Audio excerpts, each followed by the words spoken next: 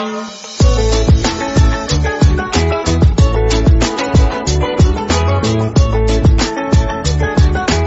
The lord. ప్రభువైన యేసుక్రీస్తు వారు ఈ రోజు మనకు అందించినటువంటి వాగ్దానం అపోస్తల కార్యములు 17వ అధ్యాయం 27వ వచనం.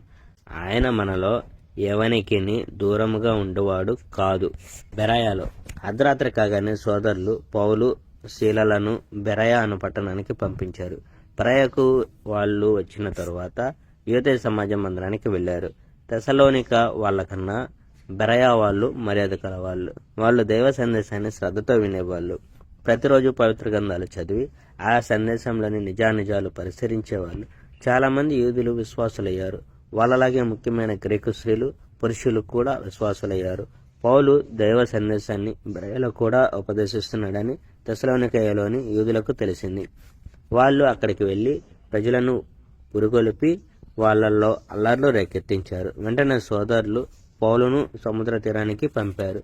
శీలా తిమోతి బెరయాలోనే ఉండిపోయారు. పౌలుతో వెళ్లిన వాళ్ళు అతనితో కలిసి ఎథెన్సు దాకా వెళ్లారు.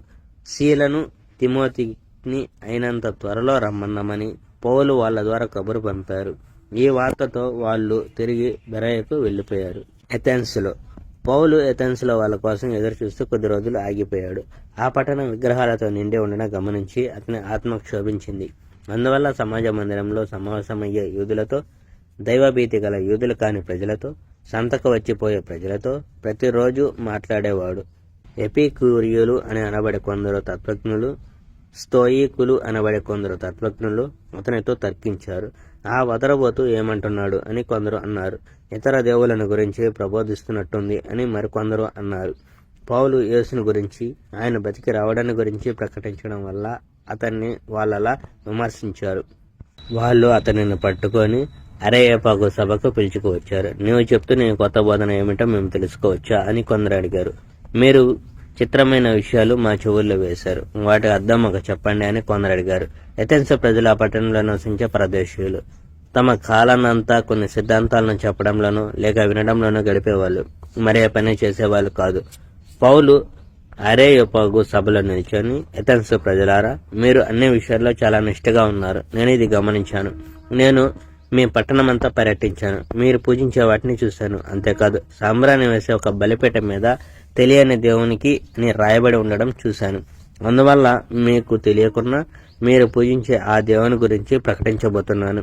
ఈ ప్రపంచాన్ని, దానిలో ఉన్న ప్రతి వస్తువును సృష్టించిన దేవుడు, ఆకాశానికి భూమికి ప్రభువైనటువంటి దేవుడు మానవులు కట్టిన మందిరాల్లో నివసించడు.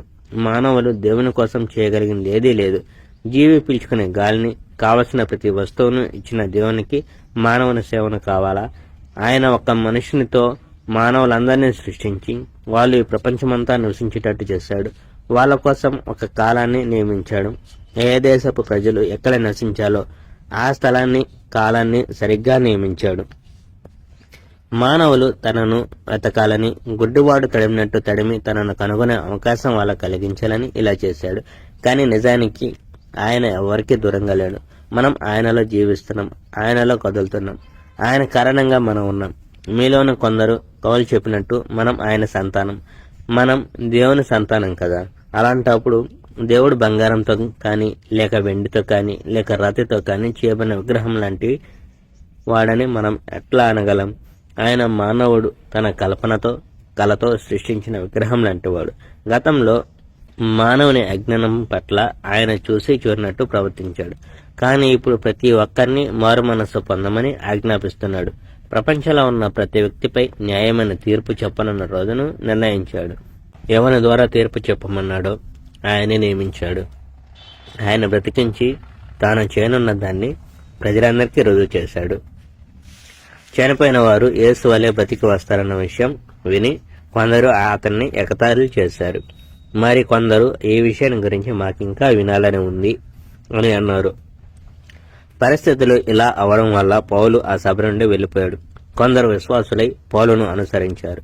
వాళ్ళలో అరేయోపాగు అనే సభకు సభ్యత్వం ఉన్న డియోనసియు అనేవాడు, దమరి అనే స్త్రీ మొదలగు వారు ఉన్నారు. Praise the Lord. May God bless our India.